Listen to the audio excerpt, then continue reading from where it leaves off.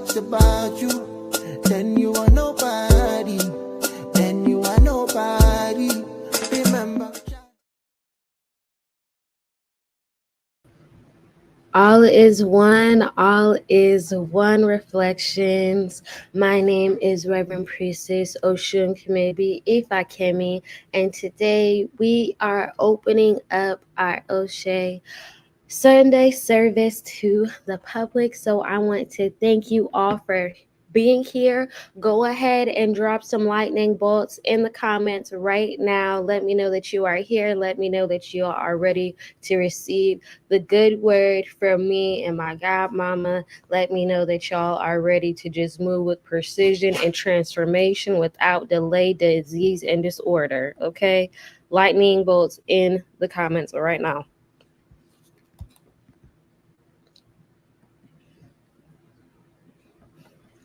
Regis just said it. The power of Apple Shay. Welcome. So as you guys are putting your lightning bolts in the comments, I am going to read a Ṣàngó Ariki to really start and bring in the energy. If you were in our private community earlier, we did our ritual protocol to really set the space and the tone. And now we're going to continue to do that here as we enter in, okay? 1, 2, or 3 gathered, and I am in the midst. And for those of you guys who don't know, just listen to what I'm saying. Ṣàngó is the warrior, okay? He is that of power to make the necessary changes in your life using precision, because that is his main intention. Ṣàngó grounds us in courage and strength with literally bringing about justice and victory, okay? This is not necessarily a Ṣàngó class, but an opportunity to understand how to use Ṣàngó energy within your everyday life, because the Orisha live within us and around us, and Ṣàngó is no different. Okay, so I will be reading, reciting his Oriki as we get started. Okay. Ibashe okoku baba Ṣàngó, Ibashe okoku baba Ṣàngó, Iyaki oforu, Iyaki oforu, Ṣàngó bamimo, Kiyami mamajimo, Kuru ma bamimo, Ajibajo asheto. And that translation is saying, in simple terms, I respect the chief that does not die, the father of lightning. The mortar does not know fear. The grindstone does not know fear. Spirit of lightning, save me. Let me no longer experience fear. I give thanks. Let it be so. Ashe. I love that. That got the energy flowing exactly right. All is one reflections. Being here with us today on Oshe Ṣàngó. As Priestess Oshun Kamibi said, this is not a Ṣàngó class, but rather a praise day for Ṣàngó. Ṣàngó is the lightning bolt. Ṣàngó is precision. Ṣàngó is also the rhythm that rules the world. He is that drummer that sets the tone for everything that happens and how things unfold. And today we're going to be talking about precision. We're going to be talking about lightning, which is divine fire, and thunder, which is the sound of lightning. And together they are precision and transformation. Precision is the concentrated strike. It is the discipline of measuring, of aligning, and of doing exactly what is required of you without distraction. When fire is precise, it does not entertain chaos. It is the lightning bolt. It strikes directly, never in the same place twice. You don't hear thunder and see lightning at the same time, because the lightning comes first, and it's fast, and it is intentional. And the thunder makes us aware of what has happened, the changes that have happened. Now keep that in mind because I'm going to go back to that. Thunder is the sound of lightning, okay? Fire, when it is precise, burns like lightning. It goes straight to the point. So when we're talking about fire here, we're talking about spiritual fire. We're talking about the fire that burns within a person that motivates them to fulfill their purpose, that keeps them going and allows them to burn through obstacles, literally. Okay. We're talking about the precision of fire that is best understood as the lightning bolt. You rarely hear thunder as you see lightning. And even when we do understand that that's a function of a storm, right? There's so much lightning that the thunder claps seem to, it all happens together. But realistically, the thunder is the sound of the exploding air, okay? So first we have the precision that burns through the atmosphere, which is lightning, the lightning strike. And then we have thunder, the announcement that it has happened, okay? Too often in our own lives, we spend our energy bragging about what we have, about what we're going to do, about who we think we are. Sometimes, in a particularly misguided fashion, we talk about what we don't have. We complain about, oh, if it ain't one thing, it's another. You know, if it wasn't for bad luck, I wouldn't have no luck at all. We do all that kind of stuff, right? But when we are walking in precision, we are called to put our energy towards the front end. We're called to put our energy towards actually doing those things that we intend to do, not talking about those things, not talking about how hard it is to do those things, not talking about other people who have done or tried to do those things, but we literally put our energy towards doing it. We create calculated strikes. That is lightning. That is the precision that I want you guys to tap into today and always. That is the power of Ṣàngó. Lightning is the strike. It's the process of burning through obstacles. It's about doing the math on the front end. Those of you who have been in my classes for Get Your Life, the book that I wrote that is a month-by-month guide to aligning your energy, then you know the energy of September is very much Ṣàngó. It's very much Oya and Ṣàngó, who often travel together, change and precision, right? And so the energy of this month requires us to take calculations, to evaluate how far we've come, and to evaluate how much further we have to go to do those things that we said we were going to do, because that is precision. Doing the calculation, saying we're going to do a thing, measuring along the way, and ultimately doing that thing, applying science to our intentions to create a calculated strike. Precision is taking your measurements and refusing to let people, to let obstacles, to let rogue energies derail you. Now, a lot of what I'm talking about today is coming from my book, Fire and Flame. The link to that is in the comment section. You can order it on Amazon.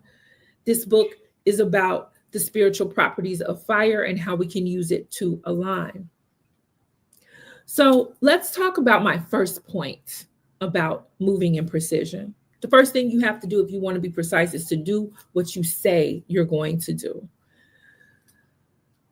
Before we even get into Orisa Hoodoo doctrine, let's talk about things that are available on the open market to civilians, like the 4 agreements, right? That should be one of your foundational texts for just moving in excellence. And one of the 4 agreements is to be impeccable with your word, to do exactly what you say you're going to do. Precision is calculated. Precision is intentional. Precision is impeccably excellent with conveying your intentions. There's a Bible verse that says, let your yes be a yes and your no be a no. And that verse is from James chapter 5, verse 12. James, the half brother of Jesus Christ. Okay. And he said, let your yes be a yes and let your no be a no. No is a complete sentence. It's better for you to say no when you are asked to do a thing than to say yes and then change your mind later. Just say no. The metaphysical law that we want to tap into for this power is the law of cause and effect. For every action, there is a reaction, whether it is your intention, whether that reaction is instant or delayed, whether that action is positive or negative. Sometimes we experience unintended reactions. Sometimes you say yes and you mean it in the moment. You have every intention of doing what you said you were going to do, but because you didn't do your calculations, because you weren't excellent and impeccable with the survey that you made over your resources, your time, and your desire, and you just said yes, because you didn't do what was necessary to align impeccably with your commitment, then you have to go back and say, I'm sorry, I'm not able to. I'm sorry, I don't want to. I'm sorry, I can't, right? And what does that do? That disappoints people. That creates negative energy in the atmosphere towards you, even if it's just for a second, even if it's just like, dang, I really wanted you to do it. Man, I thought you meant what you said when you said you were gonna come through. I thought you were really gonna do that thing for me, right? Even if it's just that split second when you disappoint someone and their opinion about you changes and the story that they now have to tell about you is just a little bit different. All of those things influence our ashe, our power, right? The way we are perceived, the way people will deal with us in the future, the impression that people have of us. One of the most shocking part of the reading, so I do a particular kind of reading, and it's called, the Exceedingly Glad Life Path reading, right? And you can book that on my website. The link is in the description for this video. And that reading looks at 6 different parts of your life. And one of the parts is your reputation. It's actually called prestige. Okay. And we look at your prestige in that reading. We look at how people experience you, the effect that you have on people in your everyday life. We look at how spirit evaluates you, which is really a measurement of your alignment, how you are aligning with these spiritual clouds of consciousness that you intend to interact with or tap into. So your spiritual reputation. How easily do you align with those energies that you intend to align, and how do you affect those that you walk with? People are always shocked by some of the things that come out, because we are not excellent with our word. We do not do what we say we're going to do. We do not do what we have to do, and we do not always do what we need to do. So the message here is to align yourself with what it is that you say that you are going to do. You have absolute control over that. You don't have to say shit, right? You never have to say that you're going to do a thing and then turn around and not do it. You could just say no from the beginning. No is a complete sentence. And it's better to say no and perhaps surprise someone with a difference, right? To under promise and over deliver than it is to say yes and then have to say no later. Okay. Precision with your word. If lightning never strikes, precision begins with your word. If lightning never strikes where it promises, then no one would ever take it seriously, right? So think about yourself as the lightning bolt. That's the metaphor here. Right. So if you don't strike where you say you're going to, then the lightning bolt will lose its power. But we all know that the lightning bolt is one of the most powerful phenomena on our planet. It's unpredictable. It's uncontrollable. It is right and exact every single time, right? So be impeccable with your word. The second point is, so not only do you need to do what you say you're going to do, but you must do also what you are called to do. Precision is about taking accurate measurements. We learned to do that in the month of December in our doctrine, right? It's about taking accurate measurements and knowing what is yours to do, what is yours to have, what is yours to be, and what is not. So it's about taking accurate measurements and knowing what is yours versus what is not. Being precise means not letting distractions or detours derail you. It's about staying the course no matter what.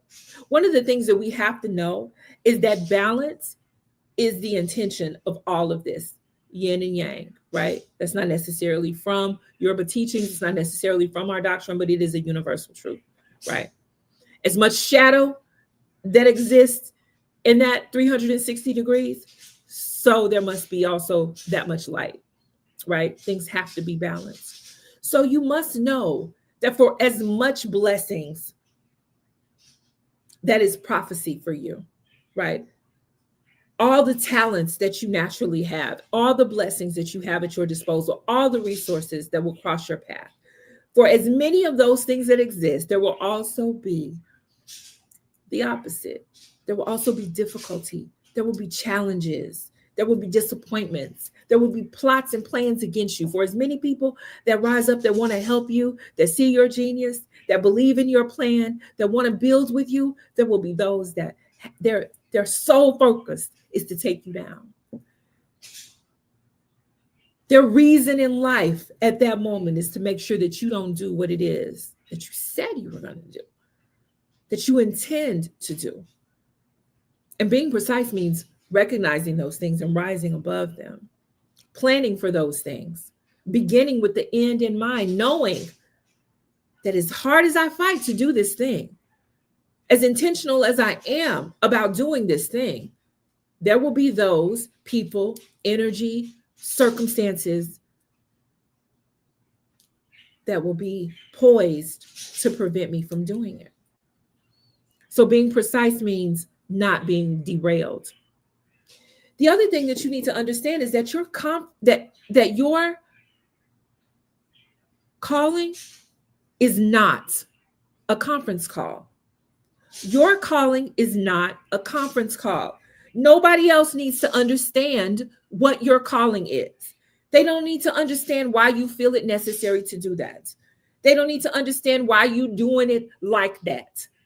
They don't need to understand why you're doing it right now. Why don't you just wait when it might be easier, when somebody is new in office, when the political landscape changes, when you have a little bit more money, when people know you a little bit better and you got more followers, when you finish school and now you got those letters behind your name.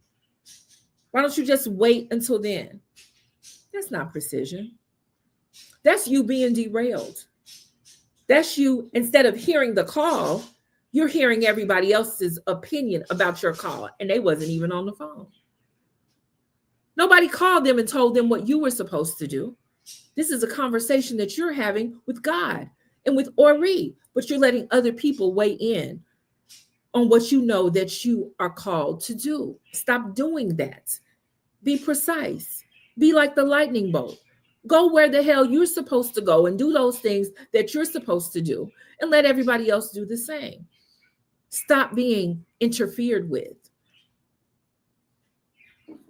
You can't take shortcuts when you're answering your calling. The real work is hard work. It's often inconvenient. It's often unpleasant. Sometimes it won't even make sense to you. You would have sat in prayer and meditation. You would have gotten your assignment. You understand exactly what you're supposed to do. But when you start doing it and walking in that purpose, you're going to say, God, for real? Seriously, this is what you want me to do? I can remember Full circle moment. I can remember I have an aunt, and I often say that she is the reason why I'm a priestess. Her name was Thelma Bowman, my auntie, my mother's sister. And she was a praying woman. She was a priestess. She never called herself a priestess, but I look back on her, she was a priestess. She was a woman of the church. She was a church elder. Okay. She wore white. She would stop and pray with you if she had an inkling of an idea that you had something going on. She made blessed oil and she used it in her prayer. She cooked for people. She delivered meals. She prayed for people. She sang. She was a priestess. And she is the reason that I'm a priestess. I watched her. But when I was a child, I used to watch her and I would cringe a little bit sometimes because she was never afraid to praise the Lord. She was never afraid to give testimony. She was never afraid to give prophecy. And she always said what she saw. And so that meant that if you were in line with her at Walgreens and she looked over and she saw a calling on your head, or she saw a prophecy that could help you, she was going to stop what she was doing and she was going to tell you. And sometimes that meant that she might catch the Holy Ghost. Sometimes she might get a quickening, but she always did her work. And I remember that I would sometimes just feel some type of way when she would do that. Like, oh my God, that lady doesn't even know you. Oh my God, that man was not asking for you to do that. Fast forward, I found myself in line at Walgreens, looking over at a person and seeing the calling on their head and seeing the prophecy promised for them that they may not be aware of. And I have had to answer the call. I've had to deliver their message. I've had to say, ma'am, I know you don't know me. And I apologize in advance, but I am receiving a message and I just want to say, and let me tell you, to my surprise, more often than not, and I actually can't think of a time when it wasn't well received, sometimes more or better received than others, right? And that is the message. When you align yourself with your purpose, you'll be surprised at how the universe itself will organize to make the work that you have to do possible. What may seem impossible will become effortless when you are walking in your purpose, when you are moving with precision, when you are doing what you are called to do. Sometimes what you want to do and what you have to do are two very different things. Why would they be the same thing? Why would you get to do what you want to do all the time? Why wouldn't you have to work? Why wouldn't you have to expend energy? So I've been working out for a few months now. I'm working with a personal trainer. And not too long ago, he told me, he said, the only way that you lose weight is to increase the heat in your body. You have to burn calories. You have to burn more calories than you consume. And that is how you lose weight, right? Yet obesity leads to the diseases that kill more Americans than anything else. Obesity is a precursor to dis-ease more so than any other thing in this country. And all we have to do is turn up the heat to avoid that. All we need to do is turn up the heat within our body to burn more calories than we consume, and we could lose weight, and we would be less obese, and we would have fewer health issues. But that heat is hard. Facing that heat is not easy. Baba Ṣàngó don't play games with us, right? It's not comfortable.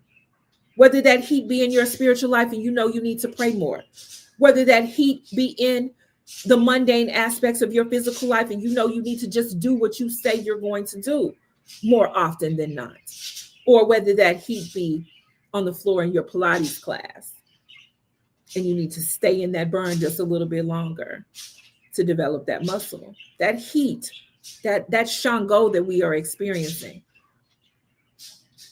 ushered in by Oya, the emissary of change. Those two together, they don't play games, right? There's a Bible verse, James. Again, James speaks a lot about doing what you say you're going to do and doing what you need to do. James chapter 1, verse 22. And he says, but be doers of the word and not hearers only. Y'all, Ṣàngó's on me. That heat is coming. Be doers of the word and not hearers only. What does that mean? I'll give you a real world example.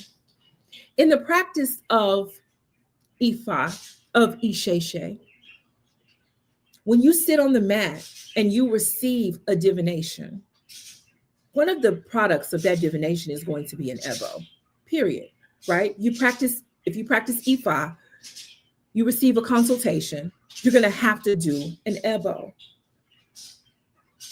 So if you hear the Ebo, you must comply.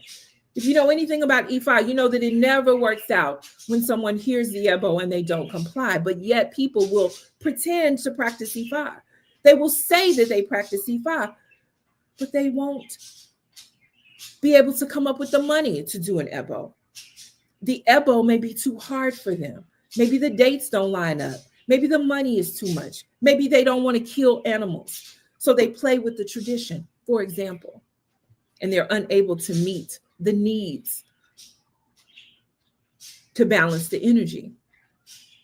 Those people are hearers of the word and not doers of it. That doesn't work. That's an imbalance. I once worked with a Babalawo, one of the first Babalawo that I worked with. He came from the Lukumi tradition, and he would say, his name was Ifa Jimmy, and he would say, Ifa is not something that you talk about.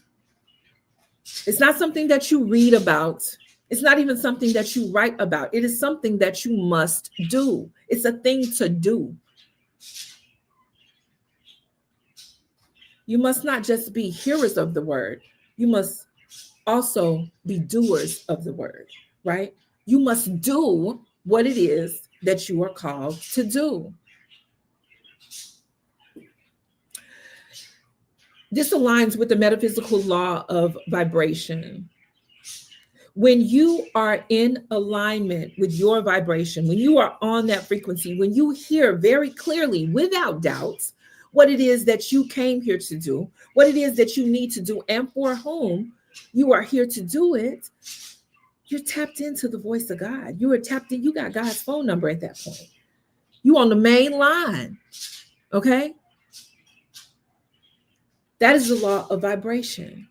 It's also the law of resonance, because you'll tap into and you'll vibrate light and you'll hear those things that align with where you are and what you're on. That's why they say the 5 people that you spend the most time with, you will never elevate beyond that frequency, beyond that station, because like attracts like. That's the law of resonance. So if you want to be a butterfly, then you got to be in rooms with butterflies. Okay. It also means that you can't discuss bread with birds, but I digress. Precision also means obedience. Okay. It means obedience. So in spite of the metaphysical law, vibration, resonance, in spite of the scripture that James is talking about, it just all boils down to obedience. When you hear the call, you have to answer it. When you are fortunate enough and gifted enough and blessed enough and protected enough to hear the call, you must answer it. The next point, and my last point in this section, is that you must do what needs to be done. So yes, you must do what you say you're going to do. You must also do what you have to do, but you must do what you need to do. Being precise means that you move with wisdom. It means that you are obedient. It means that You have increased awareness, or you are attuned enough to your awareness to understand what needs to be done and that you have the courage to do it. It means believing, understanding, trusting that you can do it, knowing that you would not be asked to do a thing that you are not prepared to do. There are three ways that you can be precise. The first one, as I told you earlier, is doing what you say you're going to do. The second one is doing what you are called to do, because that's the road that's already been cleared for you. Oh, Gunye, right? That's the road that has already been cleared for you. You can do that. That's the reason you're being asked to do it. And finally, understanding along that road the things that need to be done, the things that only you can do the way that you can do them, and accepting that challenge. There's a Bible verse. It comes out of Luke chapter 14, verse 27. Whosoever does not carry their cross and follow me cannot be my disciple. That's real. If you do not carry your cross and follow me, then you cannot be my disciple. You cannot say that you practice Orisa Hoodoo, that you practice Ifa, and you hear the Ebo and you do not comply. You cannot say that you practice Ifa and you believe in destiny and your destiny is revealed through divination and you do another thing. You cannot say that you are here for the advancement and evolution and expansion of Black people, but you allow white supremacy to derail your efforts and your plans. The metaphysical law of correspondence says that what you do in the visible realm corresponds with what happens in the unseen, as above, so below. It means that before anything manifests in the physical, it was already forming in the spiritual. It was already forming based on your spiritual composition, who you actually are, not how you appear to be, not who you say you are, not who people think you are, but the chemistry of it all. The stardust that you consist of and how that organizes in a way that's perceivable by others. That's what we're talking about. The things that you can't fake. The truth that will always come to the light. May Allah be praised, right? Precision also means sacrifice. Sometimes it's not about what you do, but it's about what you must do. Because we all do what's easy for us. You're going to do those things that are easy for you to do. If you can cook, it ain't nothing for you to bring a pot of greens to the potluck. But what's difficult for you? What did you have to put a little extra effort into? What stretched you? What are those things that you gave that helped you become? That's what we're talking about. Not what you did with ease, but what you had to do to get to that next level in your walk. Lightning doesn't always choose where it strikes. It follows the path of least resistance. It knows its purpose and it follows it. It doesn't try to negotiate with God, but I don't want to go over here. I want to go over there. I like the way it looks when I strike those trees. I like how those people over here are in awe and fuel my ego when I strike over there. No, lightning goes where God says you will go, where the channel is prepared for lightning to go. So we need to be more like lightning. We need to do what we say we're going to do. We need to do what we are called to do. And we need to do what we have to do. Ashe? Priestess Oshun Kamibi?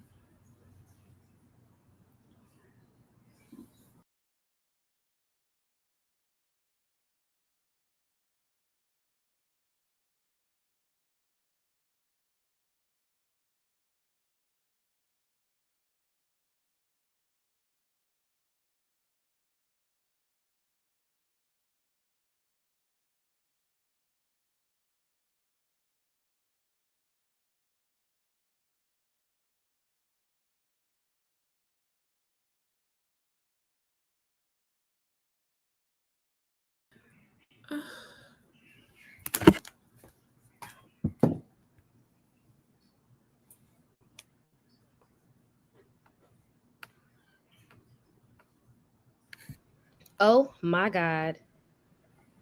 Thank y'all. Okay. Y'all can hear me now. We good now. Precision, alignment. Thank you. That's why we have sisters. I wanted to say, yes, priestess, I definitely heard everything that you were saying, and our community did as well. You have all the ashes, you've been getting all the responses needed. It's literally the Ṣàngó in their heart that's beating that. It's literally the Ṣàngó energy within your brain that is sending those electric responses, which we will get to in a moment. For those of you guys who may not know me, my name is Reverend Priestess Oshun Kimebi Ifakemi. I am a root doctor, natural medicine doctoral candidate, biomedical health scientist, priestess, and ATR educator. And I want to talk about how lightning is affecting us not only spiritually, like my godmother did um such a wonderful job explaining in literally any aspect you can think of, biblically, spiritually, metaphysically, and just on the basis level, from black woman to black woman, black person to black person. But let's just dive in deep a little bit more into that, right? So when we are talking about the aspects of lightning, remember we already talked about the characteristics that lightning carries. It is precise, and it is carried out the same way within your mind, body, and soul. Okay, when we are looking at the lightning within our body, remember those electric impulses, we are understanding at the foundational aspect that lightning is one of the most powerful forces on earth.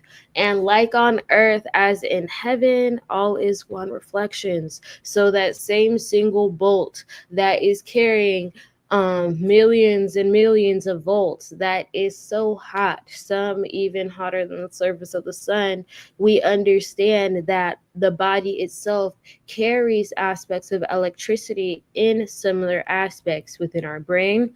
Ori, that is why we must be aligned with Ori, so we can actually receive the communication from our spiritual core and align with our destiny in a way that not only makes sense but is practical, and a way to do it with ease, without disorder, without delay, right? Ibashe Ori or Larumi, which is basically saying Ori is my creator above all else, because we know that Ori is our first Orisha.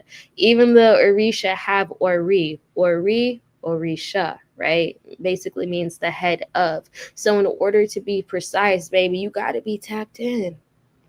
That's one of the first things that I teach every student that is coming to our temple, especially within free mentorship. That is the very first thing that I teach you. You have to understand the connection with Ori. It's a foundational to all things, okay? And then we are looking at our heart, okay? Not just physically, because the same we have we have electric impulses that fire off our heart, so it's able to beat just like it's able to fire off electric impulses within our brain. We understand that again, Ogun has already cleared the way. It's the same connection that it was already referenced before, okay? So we need to understand that from a very, very foundational level, from our mind, from our body, even including the nerves, nervous system, literally, yes, the PNS and the SNS systems. Yes, we go get it together. And I'm actually going to teach you guys how to make a healing doll related to the body systems within my Rooted Remedies lab later all in the fall. If you'd like more information, you will join learn-to-reach-hoodoo.com, so you can definitely tap into that, okay? But also understanding that we have electric impulses within our nerves, okay, within our organs, which is able to do what needs to be done, okay? So the question is, if God designed us with electricity inside and commands lightning outside, what does this teach us about the power working through us?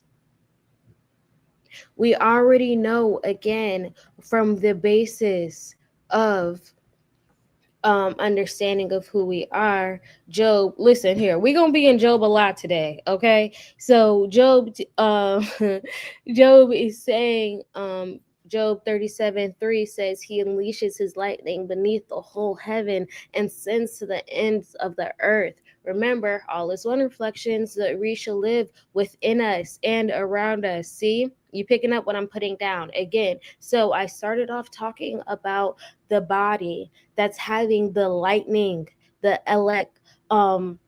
the electricity running through us within the main body systems that allow us to speak, that allow us to move, that allow us to function. Again, the same points that yeah just referenced, okay? The same points that we have to understand how we are supposed to move with precision without delayed disease or disorder, okay? And we're understanding again how sudden, how unstoppable, how bright lightning is, okay? Because our Ori, the Ori within us, it chooses when to move and it chooses how to move if we are only tapped in, okay? If only we would listen and be tapped in, okay? Just like the lightning lights up the whole sky. It's the same lightning within us that's beating our heart, that's commanding impulses throughout our brain, that's allowing us to move or not move. Because you remember, we talked about some of the aspects of what it looks like to be resistant to the calling. Again, it's important to understand that the body has electricity, meaning the power is already within you. The ashe is already within you. So all you have to do is really tap into that.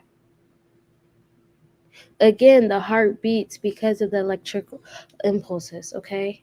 The brain is able to send thoughts through the electric currents. Our nerves can fire charges through the muscles, okay? This literally shows how we are wired to be conductors of our purpose. Because without electricity in the body, there is no life, okay? And the same is true from a spiritual aspect. So it's also important to understand that it must be controlled, because if it's not, it can destroy. And we know what that looks like spiritually and physically.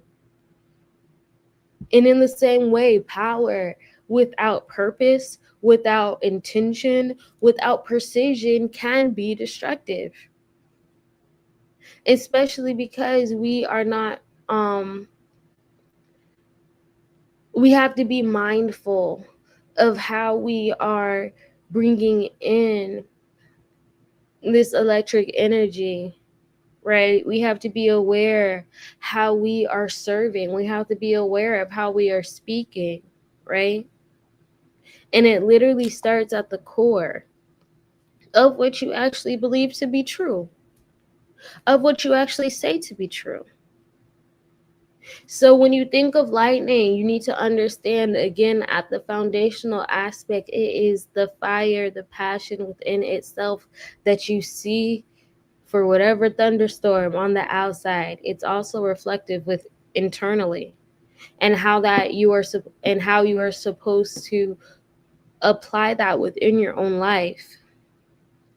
The electricity within your heart, within your mind, within your body reminds us about the spark that we have inside of us, that fire, okay? That we must keep going. We need to understand in general that we cannot really short circuit this energy either, okay? And it's easily done through disconnection. We have to stay grounded to our truths at the foundational level. your values, the things that are brought up in divination that you know you must adhere to. And that's what we're talking about here. That aspect to be precise so you can transform, to move in a way that is actually positive and not destructive, to move within a way that sets legacy. It's important to understand again that you have to be well within your talks, within your speech. Again, I'm gonna be referencing Job again. Okay, this is Job 36:32. His hands fill with lightning and commands it to strike its mark. We are again talking about the aspect of the law of cause and effect, because for every action there is a reaction, whether it be positive or negative, whether it be delayed or instant. Precision is understanding how you are commanding, not just what you live, again, in obedience, but the actions that carry afterwards, what you are speaking to be true. Because again, power and death live in the power of the tongue. So we have to understand what we are speaking to, what we are committing to, what we are allowing ourselves to be in. And I want you guys to ask yourselves, what habits, what relationships, what even mindsets are causing any aspect of electrical interference within your path right now? And you have to be for real when you answer that. You have to understand that when we are speaking of the aspects of precision, we are knowing again how to move and how not to move.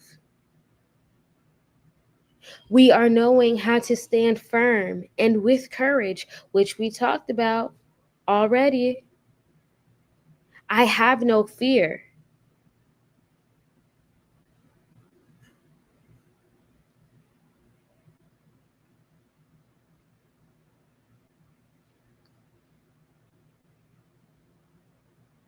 This week, I want to ask you guys to just meditate and think about one area in your life where delayed action has occurred, something that has weakened your alignment, even if it's something that you know to be true, a passion that's ignited within you, and you know you need to do this one thing, but what's really stopping you? And what's the reason why? Is it that external bullshit you know you're not supposed to be paying attention to anyways? Is that internal voice that's rooted in trauma that likes to just come up every now and again? You need to understand that when we are speaking about being precise, we are talking about acting without noise and being aligned in the space to do so. Okay. And also understanding with that, through all obstacles, you are able to liquefy them. You are able to eliminate any resistance that's present because you've prepared. You've done the necessary steps to strike. Okay. This is the law of vibration where we're understanding how to really go with the vibrations that we are given from our spiritual core. Because we know we need not have no fear. Ifa tells us this. And at the root of our core, that Ṣàngó energy, that root chakra, that foundation of all things, we know that we are burning away any aspect of resistance. We are burning any aspect that is bringing up strongholds, right? Because our path is already cleared, because we prayed that to be so.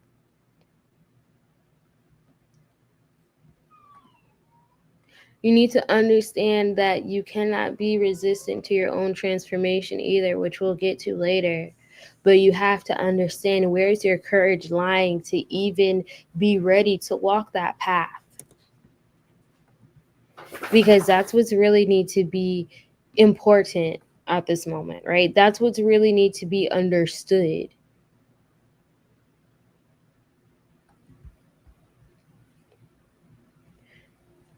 Some of us need to have help letting go because we're still negotiating with the things we know we should have been burning away. The things that we know our higher self is saying, hey sis, that ain't right. And that's another reason why I do offer my release and realign sessions, because sometimes you need a guided space to release what's blocking you and realign with the precision that you need to. The link to that is also in the description as well. But it's important that you know that when you are being precise, you are moving with the wisdom necessary to do so. You're literally understanding that with come precision, discernment precedes intervention, meaning you're not just doing shit just to do shit. And it's easy to do that when we have that passion inside us, but we have to understand that the Bible says, okay, suppose one of you wants to build a tower. Won't you first sit down and estimate the cost? Meaning, won't you first sit down and take inventory about what you need to do, how to do it, because divination is the roadmap that provides the way? Because we know, as Proverb tells us, that the plans of the diligent lead to surely abundance. And remember, abundance isn't just the physical things. It is also the spiritual. It's also community. It's also relationships. It's also the things that are not necessarily tied to financial wealth, even though that's a big part of it. We remember, as chosen people, children of the diaspora, a holy nation, a royal priesthood, we must act and move in a certain way. And how do we do that? By understanding that we are seeking out spiritual counsel. We are praying and making sure that our actions match the prayers. We are divining before, during, and after, making sure that we are well. And if we don't know how to do that shit, we join free mentorship with Reverend Priestess Oshun Kmebi so we can get that shit in order. We understand that you have to vaporize every obstacle that is before you. Okay? No matter how loud or how disruptive, because when we come in with that fire energy of a warrior, we know how to move, and we also know how to not move. Because again, we are told, we are commanded to destroy them totally, make no treaty, and show them no mercy. So practically, that looks like not letting people play with you. Practically, that looks like if you are literally going to therapy like you should, as melanated individuals who have had trauma to be on your ass and on your ancestors' ass for generation and after generation, so you are seeking the professional help so you can literally cut and clear all that bullshit to get your life together. And you are making the commitment and the vow to yourself to stand in your truth, to stand in your power, that you're not going to let people play with you. In our Ori prayer, it says, don't let anybody disrespect me. Don't let me be disrespected by anyone. And we already said at the beginning, before you can even understand how the lightning strikes, baby, you need to be tapped in with the Most High that is within yourself. Which brings us to the next point, not even playing with yourself.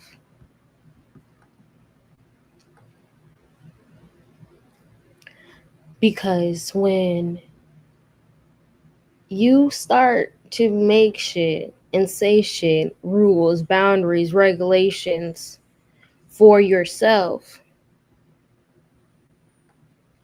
to tell other people, hey, yo, this is how you need to treat me. But you aren't even treating yourself that way. What the fuck does that look like? In the words of Reverend Priestess Oshun Funke Iyanifa, that's bad math.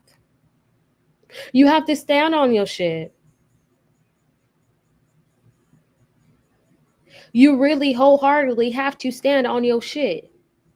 If you invoke in that Ṣàngó energy, that warrior of courage, you gotta stand on that shit. Why? Because I'm burning any and everything that's in my way. Delay, disease, disorder, bullshit, internally and externally. I'm actually making a way so I can do what I came to do. Because guess what? I'm not coming to this earth again. It's ghetto as fuck. The fuck? And I have shit to do. Like, literally, I have shit to do. So I'm going to continue my assignment here and this lifetime because I'm going to live in alignment so well that I will not have to repeat it. Because I'm precise. Ibashe Ṣàngó.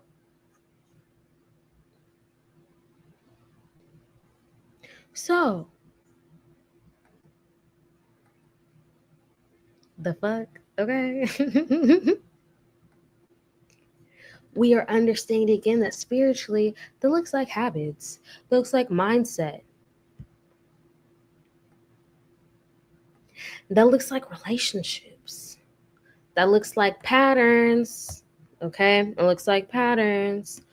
So one of the textbooks that I require my students to have is the one that you saw earlier, Fire in the Flame, with by my godmother, Reverend Priestess Oshun Funke Iyanifa.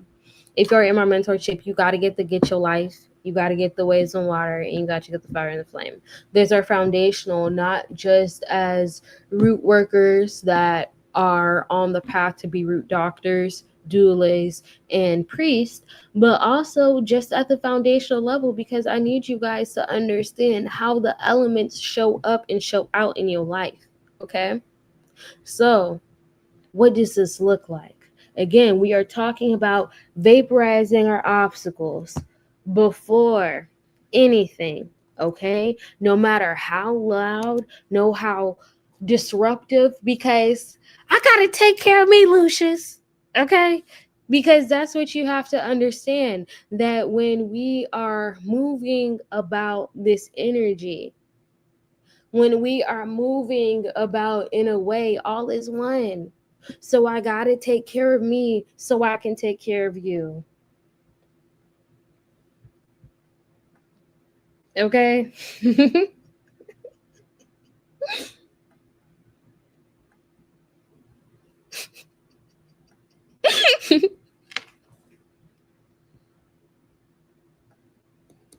So, some of what I'm referencing is by is in the book The Fire and the Flame, but the verse that I need you guys to really understand is Psalms 97:3. Okay, a fire goes before him and burns up his enemies round about. Okay, round and around. Okay, round and around and around and around. Okay, this is really talking about literally fire wall of protection, how you are able to really clear the path to really do what you need to do, especially again with the law of oneness, which I've already referenced, but also the law of mentalism. Okay, so we're talking about that everything begins in the mind of consciousness, that neuroplasticity, which I was referencing earlier, meaning it all begins with a thought. So if you are operating in fear, if you are operating in anxiety, if you're operating in depression, which are real things, it's okay to admit it. It's real things. You have to understand that, again, you have to take the steps that you need to heal and to get right. Why? Exactly. Okay, we have the tools and the resources that our grandmothers, even mothers, didn't have, starting with therapy. I will always start with therapy. because we deserve that.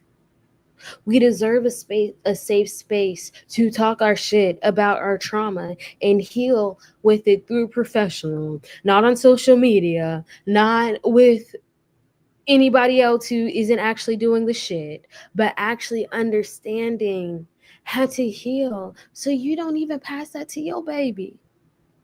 Because why the fuck would you if you are moving in a precise way, right? Exactly. And this is what also talks about being precise. This is also what's talking about understanding, again, how to move, and when in alignment. Okay? And all of these things we deserve. And it's okay to say that. It's really okay to say that.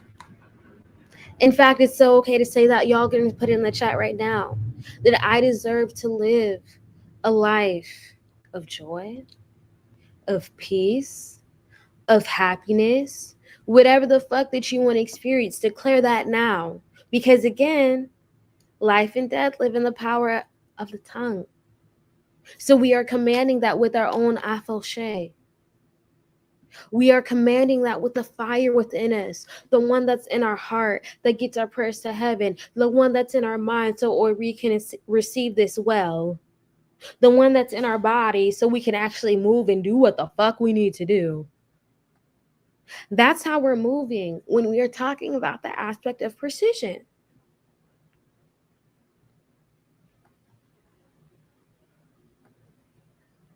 And you need to understand again that if you walking like this, if you saying like this, you got to receive it. We can't be so caught up on our past traumas that we aren't able to receive it. Especially if we're praying for a significant other to help complement your life and not be toxic bullshit like you experienced in the past.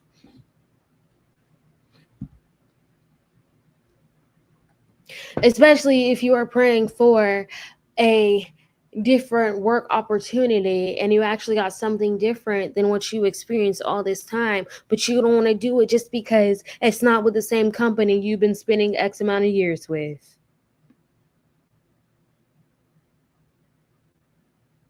We must be precise. So if we're saying all these things, we must do these things like it was stated before. Especially because you deserve it. Especially because your ancestors worked their ass off for you even to be in this moment. Okay? And to be here. I want you to understand that in this time, in this energy, we are taking notice of how we are supposed to move. Okay? We are building our foundation. Because we are told no one can lay foundation other than the one already laid.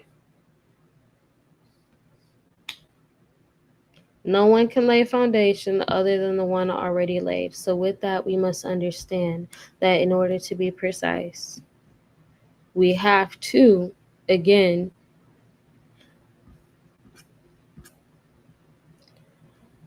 understand our purpose, know and accept the call without the aspect of negotiating, even with ourselves, not being resistant, so we are able to move and literally just be, okay? And literally just be.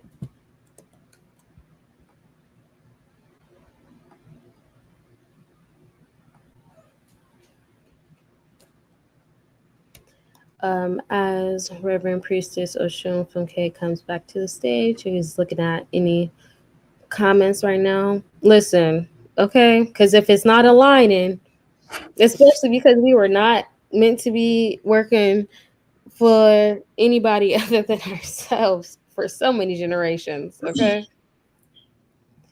Yeah, the floor is yours, Mama. That was excellent, Priestess. So I'm going to wrap a bow on this talk today about precision. And I want to leave you with the understanding that precision is lightning, while transformation is the thunder that we hear after the strike. The thunder is the reverberation that follows those precise movements, those precise decisions, that precise way of living. It's the sound that shakes the heavens and the earth and testifies to the strike that has already occurred. The transformation is the fruit, the reputation, and the legacy of precise living. I'm going to give you 3 points, okay? The first one is integrity builds reputation and transforms your name. Now, a lot of what I'm talking about is coming from my book, Fire and Flame. The link is in the description. You need to get this book. It talks about the transformative power of fire, okay? Fire as a spiritual concept, as a universal force of creation. Integrity builds reputation and transforms your name. You have 3 names, right? You have the one your mama gave you. You have the name that you tell people to call you. And you have the one that people call you when you are not around. 3 names. I'm going to say that one more time. You have 3 names. The name your mama gave you. The name that you attempt to make for yourself, and the name that people call you when you are not around.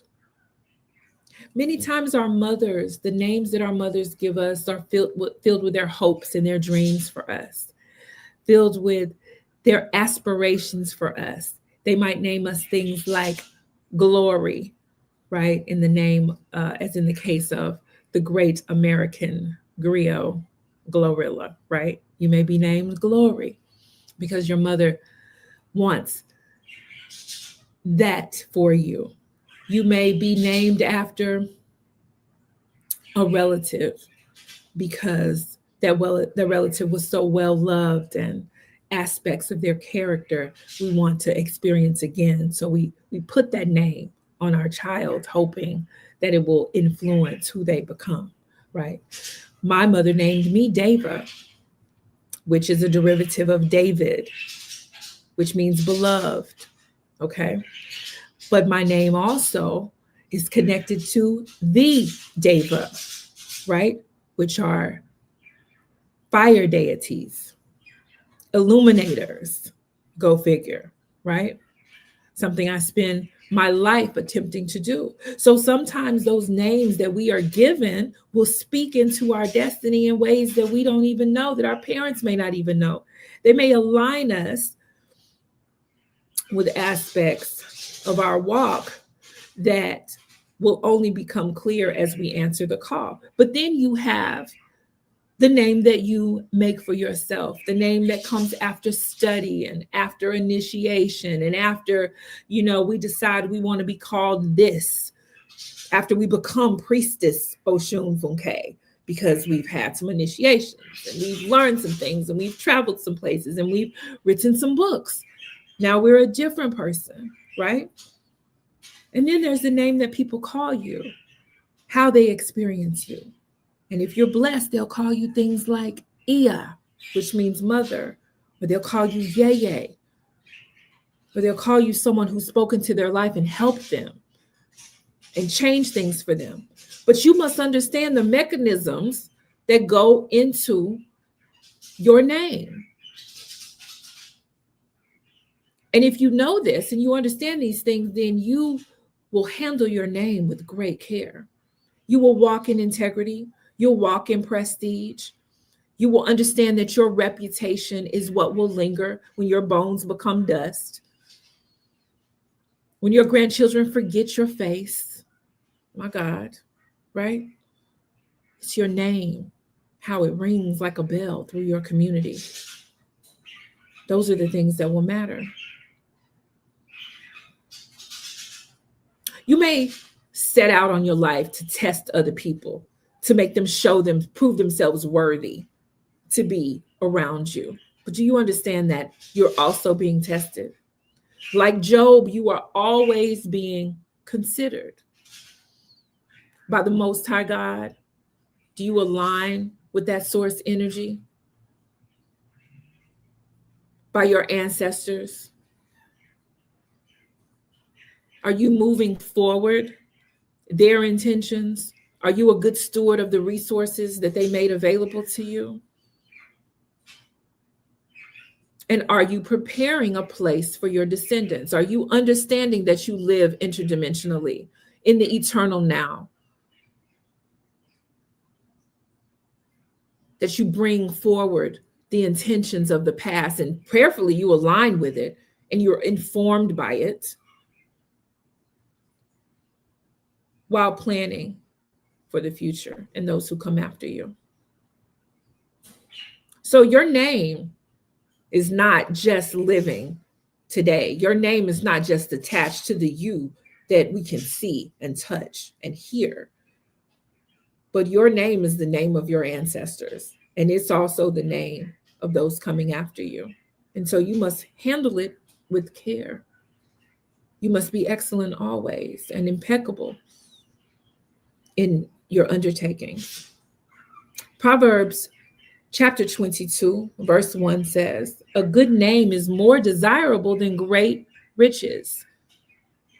A good name is more desirable than great riches. Why? Because your name will open doors for you. Your name will clear out disagreement. Your name will open the path and the way forward. When people hear you are coming, if they don't align, most likely they won't be there to cause interference. And if they do, they will show up to help. The metaphysical law of cause and effect teaches us that there is precision in keeping your word. It causes transformation in your reputation. A cause of moving with precision in your community is that people will respect you, they will rise up to assist you, and they will clear out and move out of the way when they cannot. When you do what you say you are going to do, your name changes. Precision shapes all three versions of your name: the one you are given, the one that you make, and the one that you leave behind. The second point I'd like for you to remember is that answering your calling transforms your identity as well as your destiny. Transformation happens when precision is consistent. It's not enough for you to just get an initiation, pay some money, change your clothes, and get a new name. You have to walk in that name. You have to do what you say you're going to do. You have to become who your name implies that you have become. You don't just change your name or change your clothes. You change who you are. You become a different version of yourself, a different aspect of the God within you and the God's little g that walk with you, okay? And another thing I want you guys to remember, to understand, is that the chosen choose themselves. Many are called, but few answer. When you answer that call, you begin to transform. But how do you find the courage to do that? It's called trust and faith, and moving with the understanding that everything that happens to you happens for you, and that all things work for the good of those who love the Lord, and that I wouldn't be here if I wasn't supposed to be here. And because I'm here, then the next step I make, whatever that is, no matter how afraid I may be, no matter how ridiculous it may look to other people. That very next step that I take is going to bring me closer to my next best self. That's what courage looks like. That's what faith looks like. That's what the walk of a priest looks like. That's faith in motion, not in theory, not on the pages of a book, not on somebody else's timeline.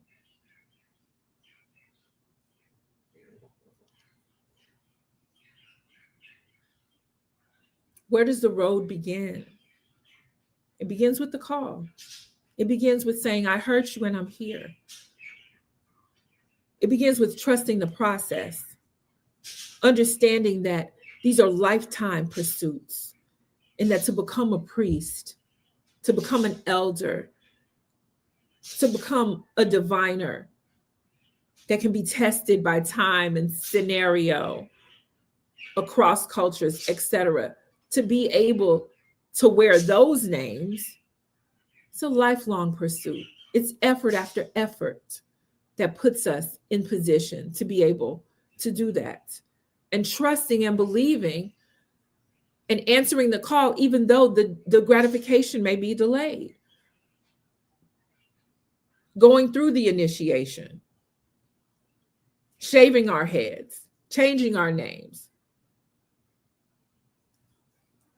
All of those things that we may be required to do to align with those new aspects of our destiny and those new names that we've taken on.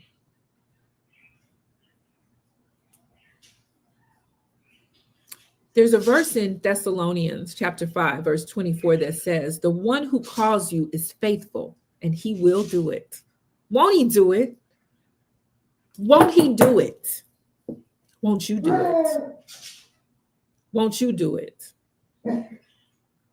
Won't you do what is necessary? When you align with your purpose, when you trust that your steps are ordered, when you believe with all your heart, won't it be done? Is the moral of the story.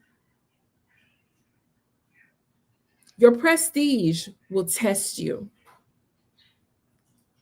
and your reputation will follow those tests, but your calling will never fail you.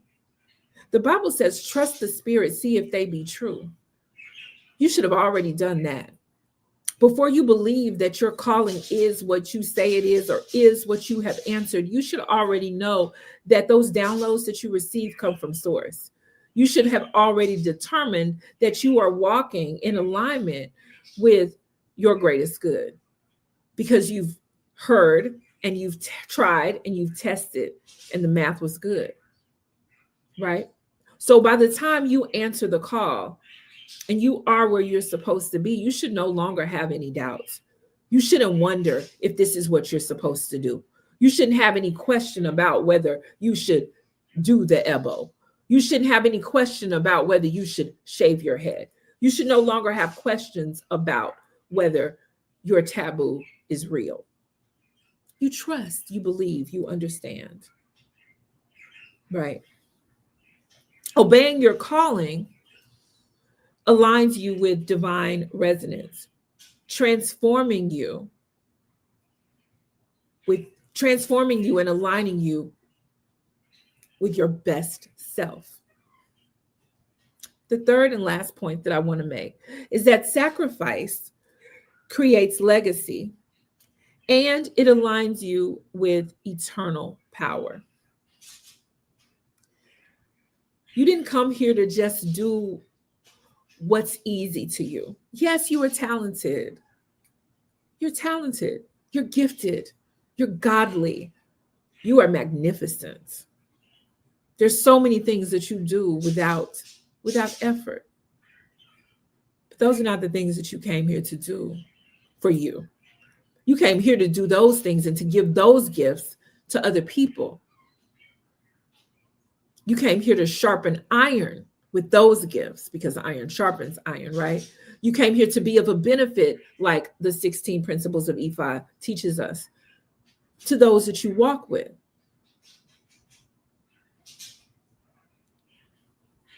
But the aspects of your soul that you came into this lifetime to develop, those things don't always come with ease.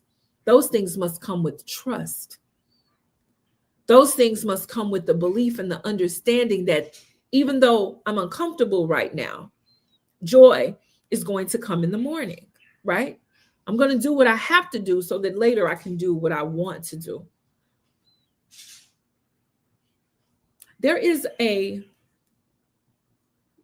Yoruba saying that goes something like this. It says that a wise man, a righteous man, plants a tree whose shade he knows he will never enjoy, right? A righteous man is going to plant a tree that he knows will reach maturity long after his bones become dust. Why would he do that? One, because he hears the calling. Two, because he has the means and the resources to do it. He has the seed, he has the soil, he has the water. And so he does it, right? The wise man, he plants that tree. Not because he has nothing better to do, but because he knows that it needs doing, and he knows that he's properly situated by the gifts that he has, the resources that he has access to do it. The Egungun, our elevated ancestors, are those who lived before us, and they lived lives that were so aligned with source energy and collective consciousness.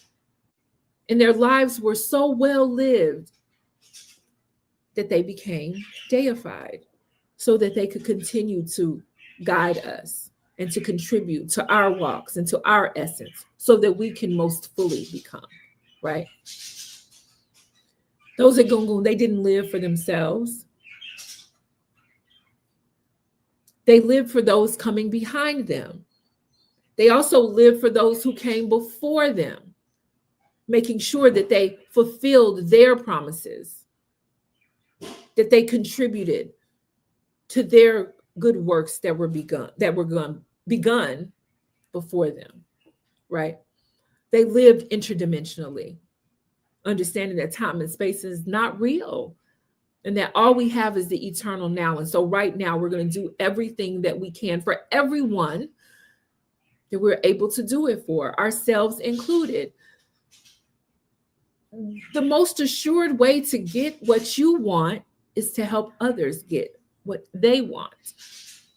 Our Egungun understood that in their well-lived lives, right? And you must do the same thing. You must allow precision to help you to do the same thing. When you live like that, you can't help but align with energies that heal, energies that perfect, energies that expand.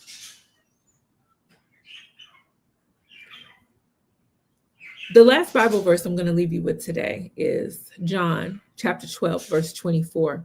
And it says, unless a grain of wheat falls into the ground and dies, it remains alone. But if it dies, much fruit it bears. You can't be afraid to fall off that tree. You don't know if that ground that you're going to hit is soft, and you don't know if it's wet, and you don't know if it's warm, and you don't know if you're going to have what you need when you get there, but you have to trust and believe that it's going to be better than being alone, than staying connected to this branch because it's all you've ever known and drying out and not being useful to anybody. Staying in pain, staying in lack, staying in disorder, dis-ease, dysfunction, because it's all you've ever known. You would stay there. You would keep relaxing your hair. You would keep drinking yourself into a stupor. You would keep those vices that hurt you and do not contribute to your becoming any better, right? You will keep consuming every manner of fuckery and foolishness on the radio, the TV, and the internet. You will continue doing those things that you've always done because you can't believe that a nappy-headed, healed version of yourself could ever have a better life. You wouldn't believe that, but you would have to trust. You'd have to let go and fall to the ground and see that you might be multiplied, that you might be expanded, that you may have the opportunity to stretch and grow and become in ways that your relaxed mind couldn't even imagine. And for some reason, that metaphor is just really on me right now. Y'all, why do they call it relaxer? Why do they call it relaxer and you put it on your head? And now we're finding out years later that women are having fibroids and every manner of foolishness connected with those relaxers. But that relaxed mind would lead you, and I'm not picking on anybody who has a relaxer, but girl, why you still got a relaxer? But I'm saying we stay in those spaces, in those places that don't honor us, that don't help us, that don't heal us, because that's where we've always been. Even though we can see over there that she's doing something different, and over there she's doing something different, and over there together they're doing all kinds of things different. But we doubt whether or not it'll work for us. We doubt whether God's promise is God's promise across the board.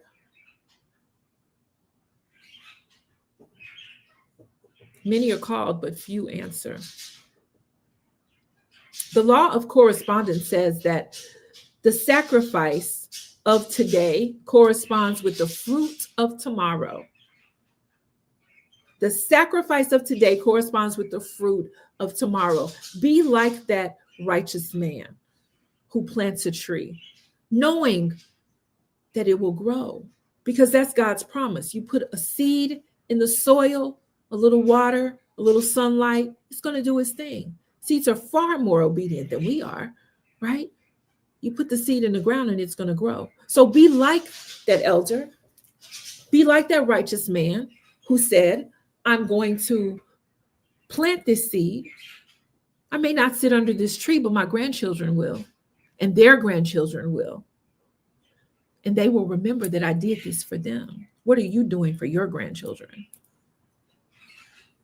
What seeds are you planting?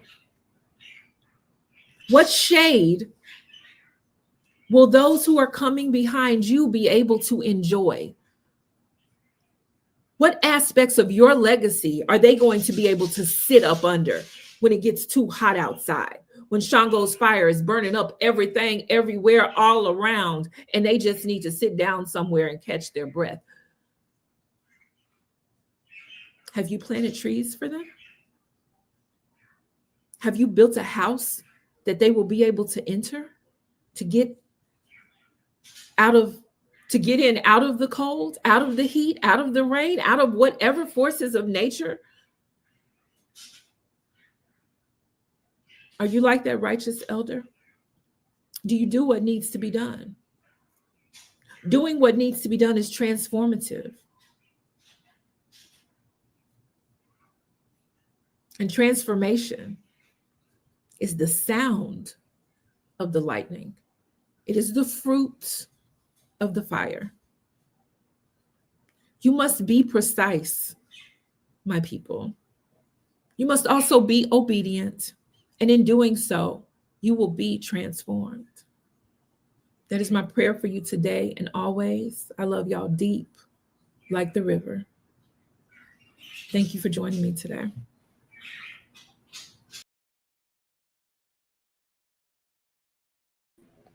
If you felt the understanding of transformation, go ahead and still put thunderbolts, put rain clouds in the chat, because again, we are talking about the aspect of precision and transformation from a an interdisciplinary perspective, again, because we want to understand how to really invoke this energy on a day-to-day basis. Those that have Ṣàngó in their court have a little bit understanding about how to do that. If you don't know what I'm talking about, you can make sure that you let me put the link at the bottom. You can go ahead and start your spiritual journey at learnorishahoodoo.com. There, we don't only help you understand how to really directly with the how to directly work with the Orisha that are within you, but also walk with you, things like that. Okay, so make sure that you are taking advantage of the resources here. That's also part of being precise, right? And we are going to go ahead to continue to understand how transformation is to be occurred within the aspect of precision. Okay, so again, when we are thinking about the aspect of transformation, I really want you guys to really consider how it is a testimony of lightning itself. Okay, remember, thunder happens after lightning. Okay, after the precise action has occurred. You don't hear it right away, but when you do, it's shaken up everything in its path. It's important to understand here in this moment, again, God is not a God of disorder, but that of peace. Okay, we see that with the law of rhythm, understanding that everything moves in cycles, everything moves in order of restoration. If we are not in alignment with these energies, disruption, disease, and delay can occur. That's why it's important that when we go through these aspects of transformation, we're keeping our emotions in check, because we have to remember that emotions are literally just energy in motion. Okay, we are understanding that still we are not moving too far to the left, we're not moving too far to the right, but we are moving the way that has been aligned and outlined for us. Okay, we know that we must continue a straight and narrow path, despite what our journey will look like. When engaging in transformation, it's important that we are able to recognize some key emotions. Certain emotions that come up when we are trying to show up and do what we need to do are love, passion, anger, and fear. Okay, again, a lot of these aspects were already referenced in Fire and the Flame by my godmother, but shortly I will just help you guys understand that at this moment, that when we have the emotions of love, it's because we know that the fire within us is manifesting as passion. Okay, that attraction makes you lead to your twin flame. For example, when we want to understand different aspects of us, because we know that through times of transformation, through times of hardships, our relationships can be tested and strengthened through the heat of life. And it doesn't have to be as verbatim as a twin flame. It could be as simple as even just a relationship that you may just need to outgrow. And I'm not just talking about intimate here, I'm also talking about the aspects of um just like platonic relationships too, because there are times where we do outgrow those relationships because we're no longer aligned, and it's okay to do that. Remember, we talked about standing on our word, we talked about standing on what we mean and moving in the aspect to do so. So if you know that you are not aligned with a certain relationship, person, place, or thing, it is okay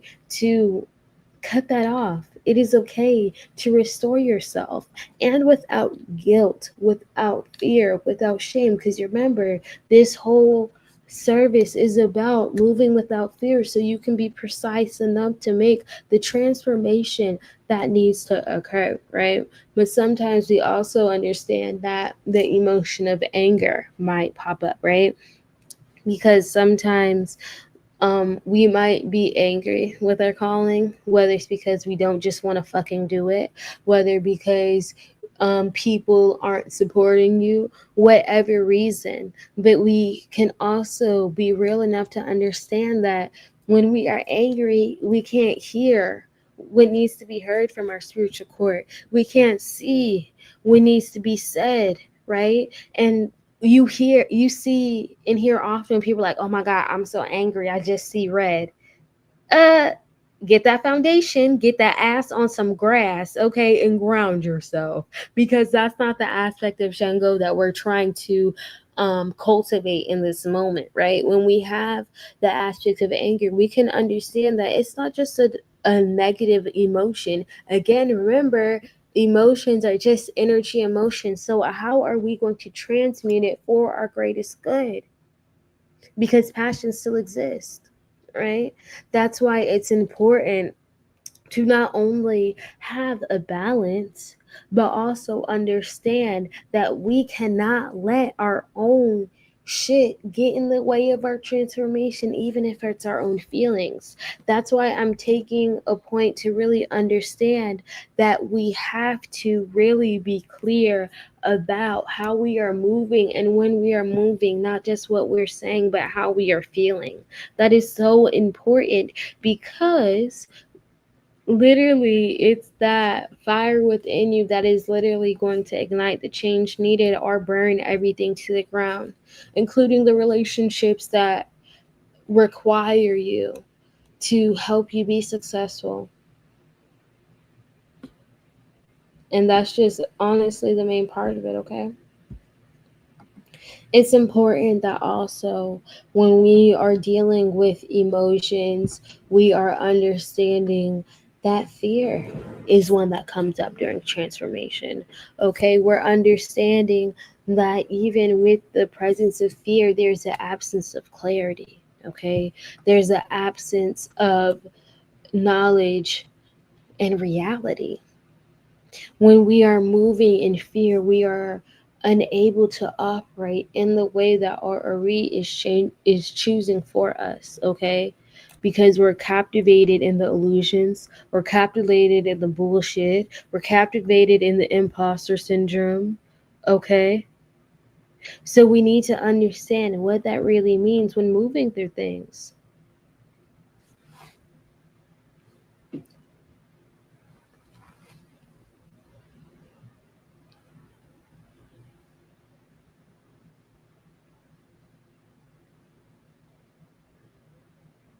So 1 plus 5 is 6. 6 is Ṣàngó's number. For more information, you will join learnorishahoodoo.com to understand how the Orisha show up within your life and how you're able to transmute these energies. Like Priestess Omisika, like Priestess Omisika just put on the screen.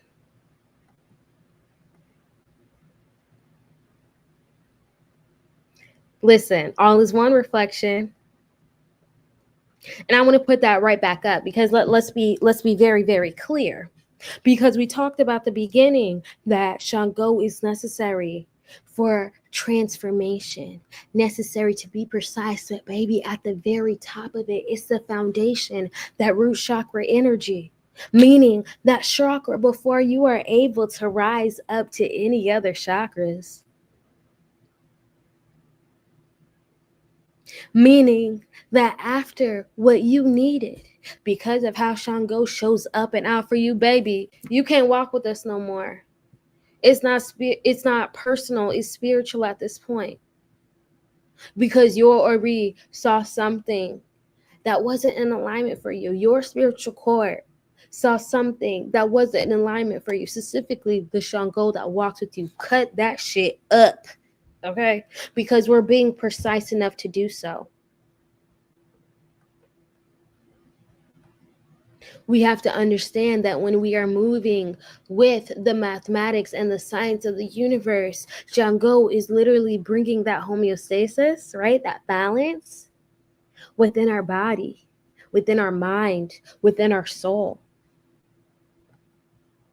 We're recognizing how we are to move and not move. And sometimes this is like, hey, y'all got it. But making sure that once we bring it to our spiritual court, we are also moving in alignment too. Because I'm going to bring it up again. It was tough. But did you die though? I learned so much from it. That clarity, right?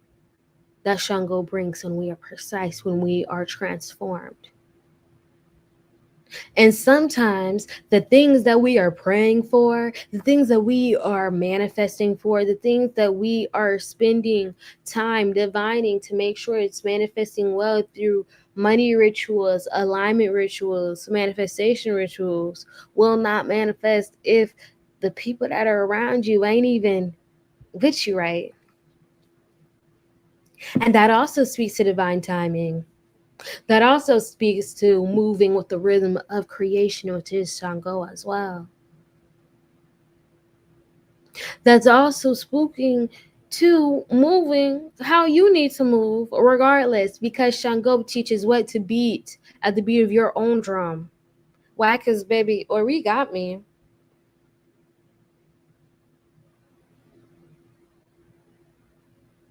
Not only does Ori got me, let me tell you something. Not only does Ori got you, Ori put you in a position in this moment, in this Sunday, where everybody's doing whatever the fuck they want to do, but you here right now listening to elder priestesses help you align with the energy of how you're supposed to transform and be precise in your life. So tap in, needed to. The community is here. You have everything that you need.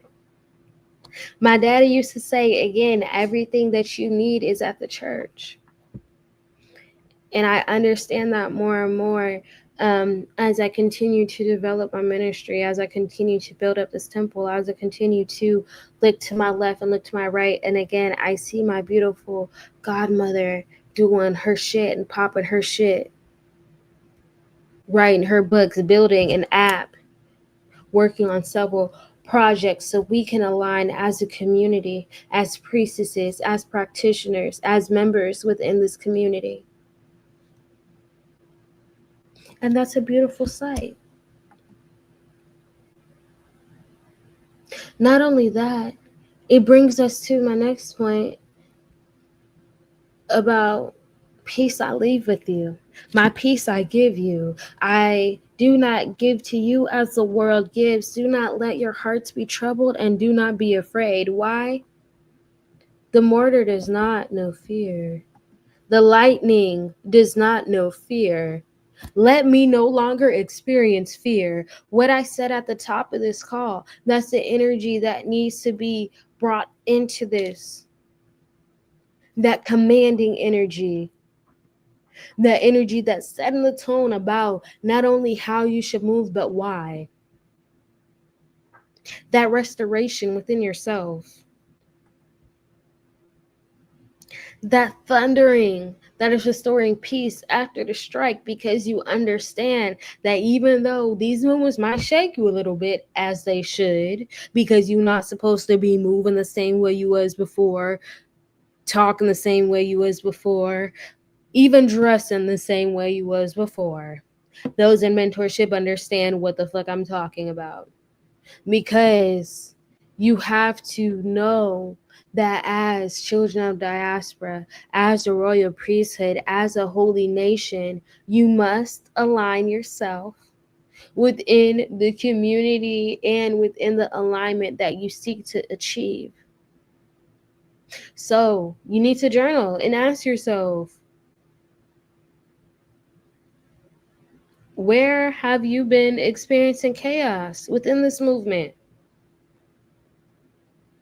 Where are you not aware of your emotions? And how did they get you off track? Because I remember I told you that anger, love, and fear are some of the guiding aspects that will cause you to delay your own transformation. Sometimes it's not a hex. Sometimes it's not that nigga's baby mama. Sometimes it's not that bitch from high school. It's actually you. And that's okay. Because we're taking the time to recognize, to take stock, to be precise enough to make the transformation. And that's okay. And that's okay. Shut the fuck up.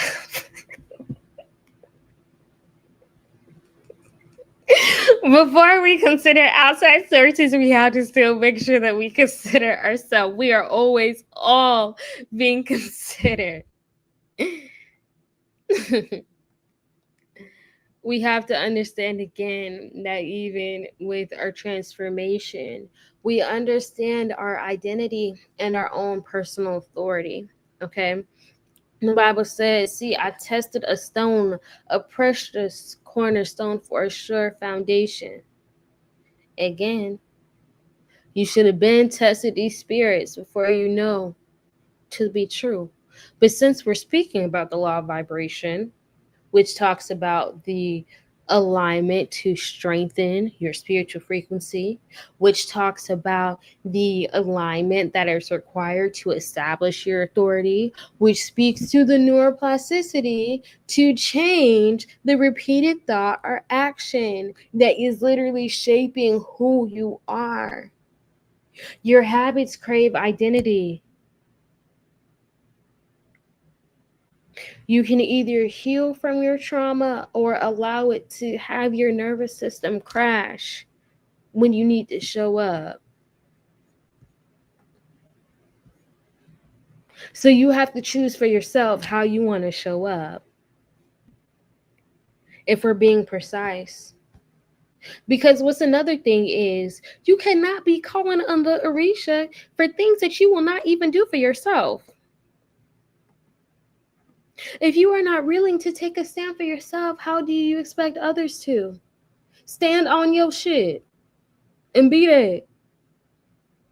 And if you don't know how to do that practically, you're taking the steps to identify the root cause of that. And most times, more often than not, it is that childhood trauma. But we not moving like that no more. We cannot move like that no more.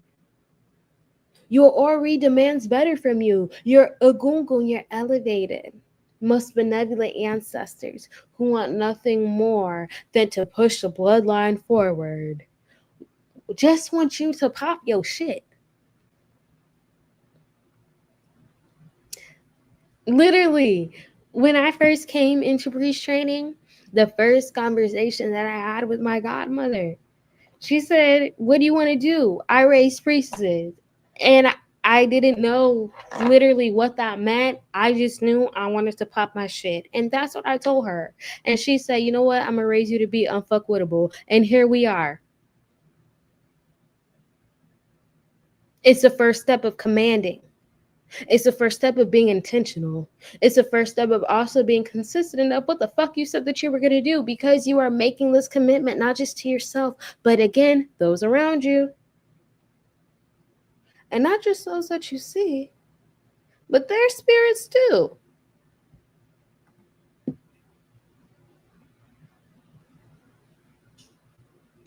So we have to, again, be for real with ourselves.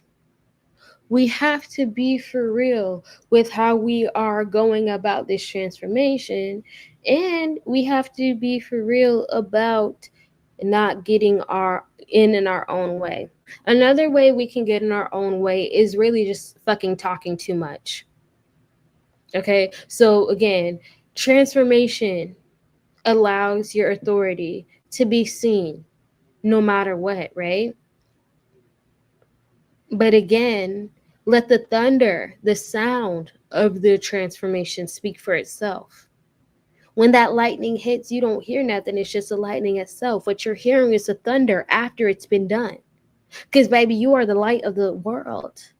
A city set on a hill that cannot be hidden. That's what Matthew says. Matthew 5:14, that's what it says. So again, as you are aligning with the law of vibration, you know that, baby, you keep your mouth shut. Because they don't need to know what the fuck you got going on. You are seeking spiritual counsel to making sure that every step that you take is in alignment. And it's okay to do that. Actually, you're supposed to do that. It's an Ifa truth that as you go throughout this life, you must obtain wisdom. And how do you do that? Through divination. How do you do that? With the counsel of your elders. Okay? So that again, this is what we're talking about. Declaring your transformation out loud after it's already been done. Speaking to who you've become.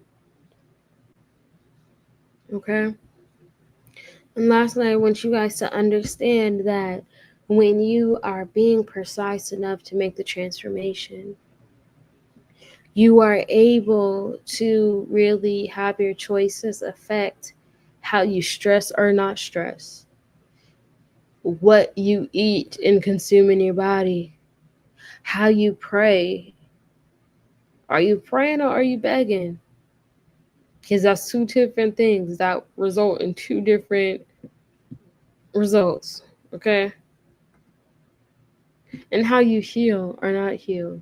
Understanding that, again, this is passing on to your children, to your great grandchildren, to all of them, because legacy is spirit and blood, not one or the other. We're understanding that transformation is, it happens more than just your own lifeline. It hits from generation to generation, which is why we mention the Ogungun again, your most elevated and benevolent ancestors who want nothing more than to push the bloodline forward. That is what we are speaking on, okay? Understanding that your movement definitely outlasts you. And you have to make the decision if you are going to make an imprint or an impact on your thunder. Move in precision. And then walk in your transformation. It's important that you understand that if you didn't take anything else from the sermon, to really understand that being precise allows for balance. It allows for restoration. It allows for your authority to be established and for your legacy to be carried forward. When you are moving and being precise within your words, within your actions, your lineage, both spiritually and physically, allows for not only blessings to manifest now, hence, and forevermore, but can actually do what the fuck needs to be done.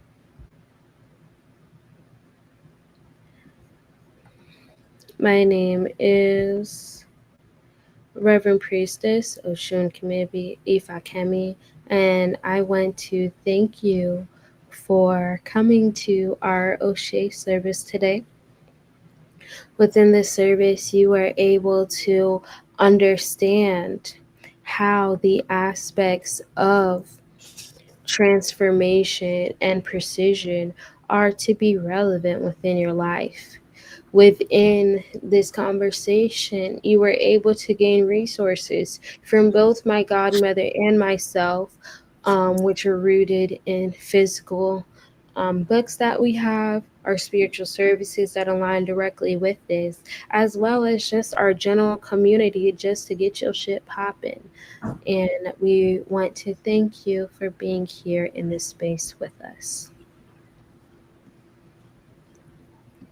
Thank you so much for joining, everybody. Do we have any general housekeeping, Priestess, that we need to do? Can you make it full screen? Yeah. Give me one moment. Okay. First of all, if you haven't gotten this book, go ahead and get it. Fire and Flame. I'm going to be teaching from it more and more. Pretty much every time we have an Oshe Ṣàngó, I'm going to teach from this book. Also, if you don't already have Get Your Life, I was using it to prop up my computer, excuse me. If you don't already have the Get Your Life book, this is the doctrine that Orisa Hoodoo is based on. Please get that book as well. The links to both are in the description for this video. Y'all send me $6.66, please. Okay. And send $6.66 to Priestess Oshun Kamibi as well. Let's exchange some energy. I know many of you are in our free mentorship program, and it is our honor and pleasure and purpose to make such programs available. But we spend countless hours preparing this information for you guys and putting it online and then editing the online versions and then redistributing them and on and on and on. This is our life's work and we are committed to it, but we would also appreciate an authentic exchange of energy. So send us, you know, a cash app. um, Coming up, we have, and Priestess, I'm going to let you give the dates because you know I'm going to mess it up. But we have some hands on training dates available for trainings that will take place here in Atlanta the second week in November. What are those exact dates, Priestess? November 15th, we are having our rooted remedies that you can learn hands on from a root doctor and hoodoo priestess, myself. Okay.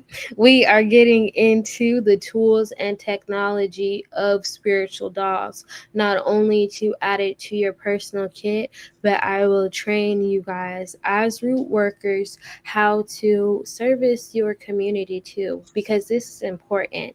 Again, you heard my ESA, this is our life's work, and we don't do this just to hoard information. We do this to teach, to serve, and that is why we have these programmings.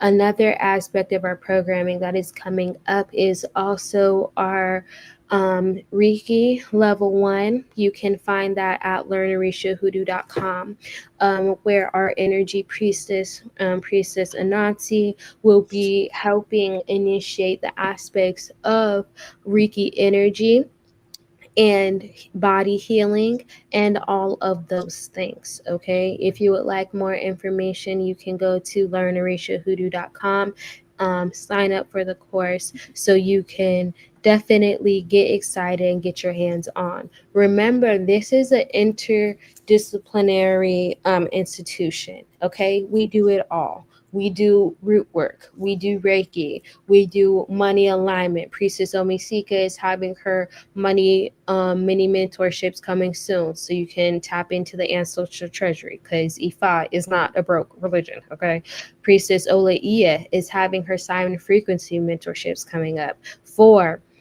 the for those wanting to tap into their divine feminine a little bit more. And listen, if you know anything about Priestess Anansi, she has power in those hands. Okay, so if there's anybody that you would love to learn Reiki from, it is my good sis. No, I'm not being biased because that's my god sister. I'm just speaking to the work. Okay, so let's be That's clear on right. that. That's right. And I know we've thrown out a lot of dates and a lot of classes. The best thing you can do is to go to join.learn Orisha, and that's Orisa. So join.learn join our community. And that's how you stay tapped in. We offer so many free classes. Normally, this class that we did today, or it's actually an O'Shea service, this lecture that we did today would have been behind the paywall. You would have never seen it. But we are committed to allowing the community to see who we are and what we're doing.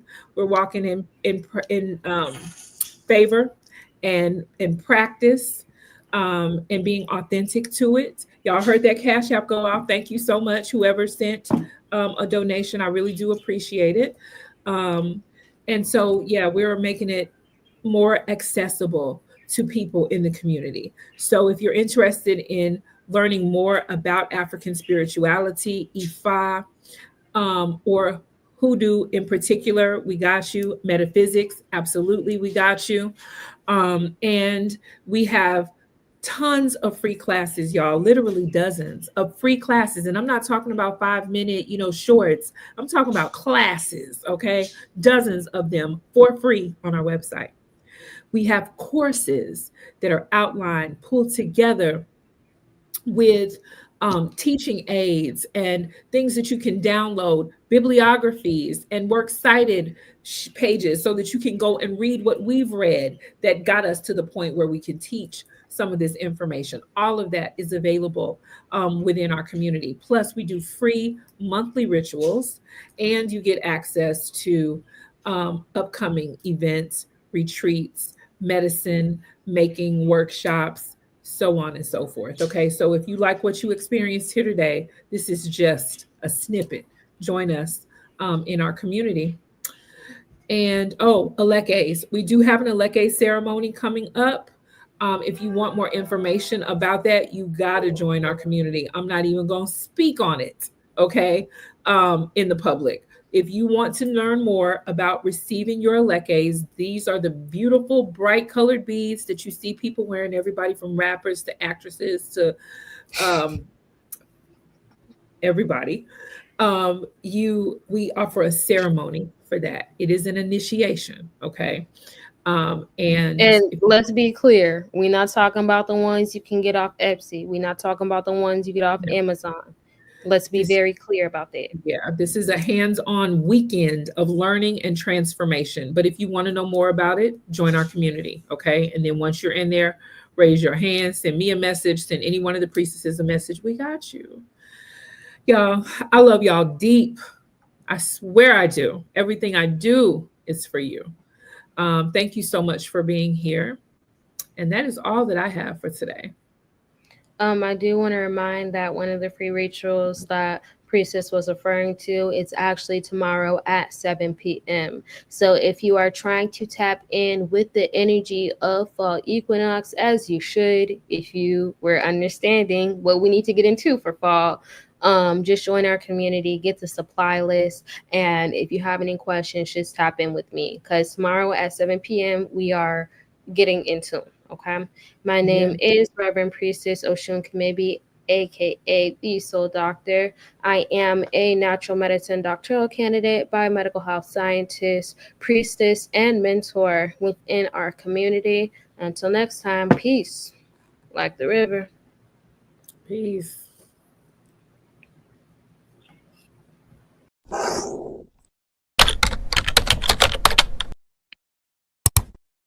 Nobody talks about you, then you are nobody.